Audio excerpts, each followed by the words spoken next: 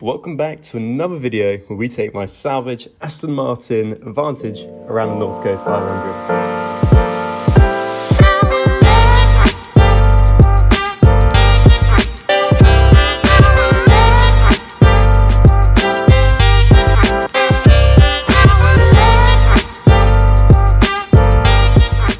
We started off in Inverness, which is the typical start of the trail, and we headed down towards Applecross where we did the Bar pass. I've probably butchered that pronunciation, but oh well. And then it carries on towards Ullapool, which is where we spent the night of day one. And then from there we then took a bit of an off-piste route actually, and we went sort of around off the trail towards Lochinver because of a recommendation, and then we carried on towards Carskew.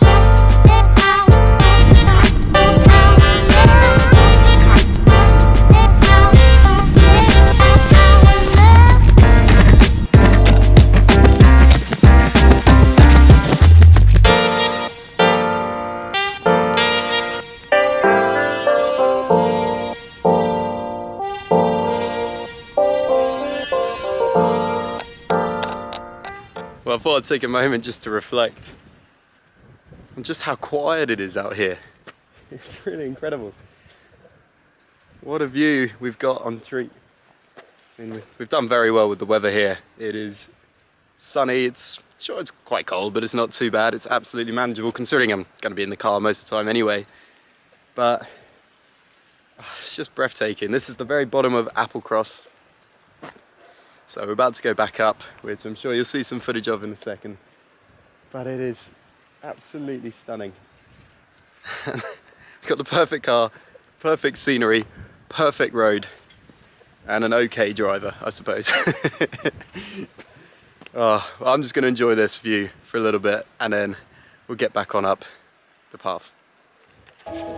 So I made my way up the path, and I'll share some raw footage of me going up and down the section in due course. But for now, just look how lucky we got with how quiet it is though. A definite benefit of going during winter time, and you'll see in most of the footage there's just next to no traffic the whole way round.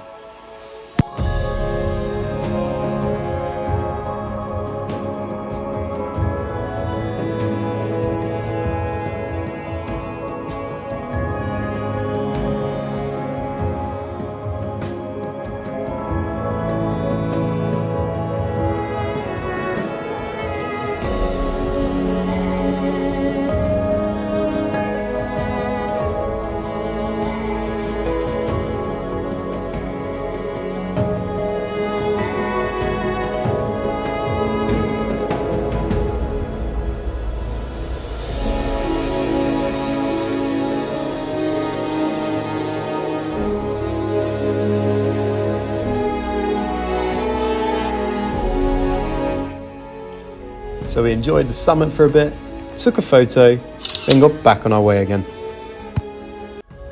As I mentioned, I did go up and down the Bar strip a couple of times, which I'll share in a more raw video, but for now, it was time to head down the other side and on towards Applecross itself. And well, what a spot it was.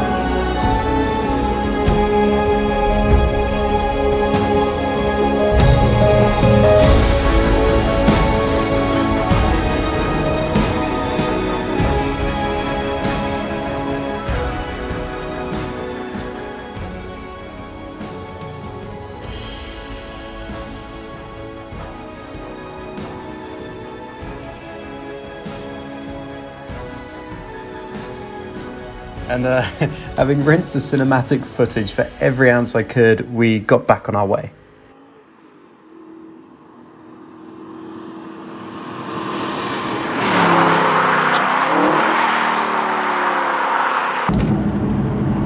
Now, in getting the car through its MOT, it actually failed first time, but for quite an interesting reason, one that I wouldn't have been able to test myself, but was for the headlamp aim being too low.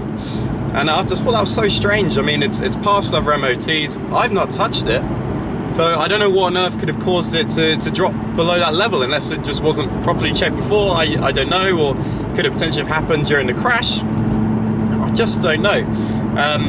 But then there was also just a minor on the brake pads, front and back. To be honest, the front was quite low. I did know that before, but I knew it wasn't a fail.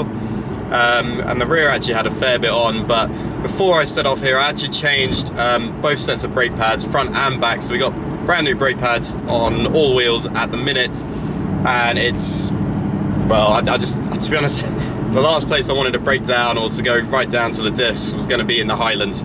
So I felt like for me it was worth just getting it done for peace of mind. I was going to need to do it anyway before I try and sell this vehicle, so I mean, it made sense. Just change the brake pads. I've got now no reason, or well, I've got every confidence now that this car is going to make it round this trip. And I needn't have worried, as it didn't miss a beat all trip. I then carried on our trail around, stopped to take some more drone shots, then carried on to Ullapool, where I set up camp for the night. Good morning, day 2 of the trip around the North Coast 500. Just had another hearty, full Scottish breakfast. So now we are just letting the car defrost. It's very cold here. I mean, temperature's currently reading 0 degrees. So we're gonna let it heat up and defrost and then get on our way. But the hotel I stayed at was the Riverside. The owner there, Charlie, really nice guy, recommended actually a route that I'd take and some places I need to see, which is Altandu. So we're gonna head there first. Actually, apparently some incredible scenic views over sort of the Isles and the islands around. So that's where we're gonna head first, so let's go.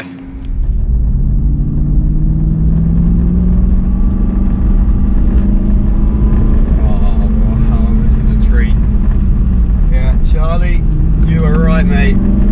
This is super.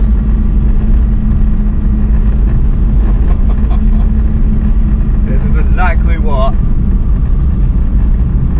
the petrol head wants. It's these country lanes, and then at some points of the drive, just quiet, straight open roads to really let it rip. Now, this is something else. So you really get to know the car in terms of its handling, its suspension abilities, its limits. Not that it has many. I've certainly not encountered them anyway. I've been ballsy enough, I guess.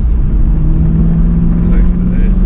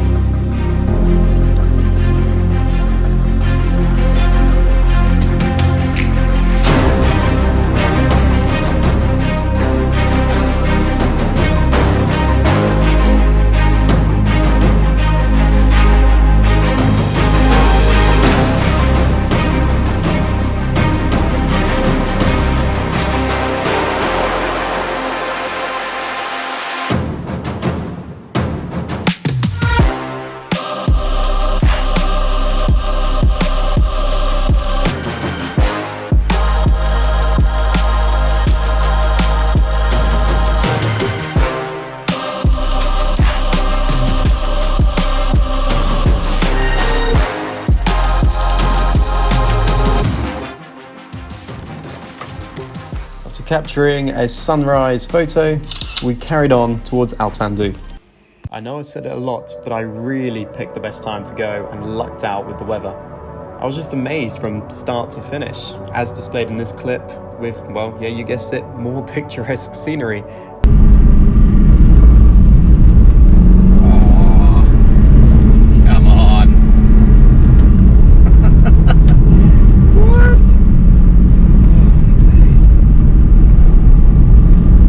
I can't believe we're experiencing this. I really cannot. Oh my god. Sunny, the roads are pretty quiet.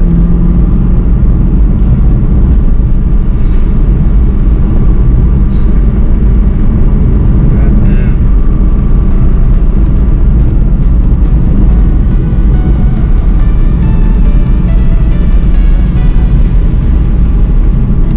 I feel like I keep having these pinch myself moments.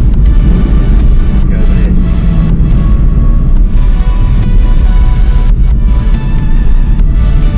It really is stunning. Oh. And with another photo taken and Altandu done, we moved on to Ardvik Castle.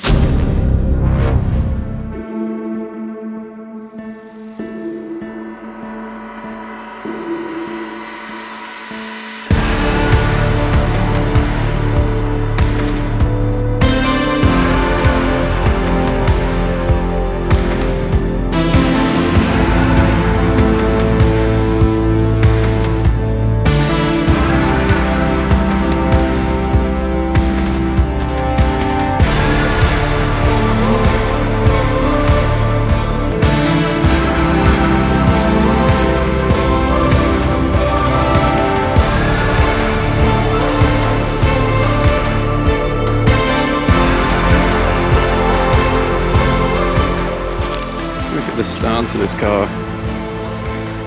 just looks so mean. Some people might even lower it an inch, certainly on the front. God, it's stunning. It's hard not to come fond of this car.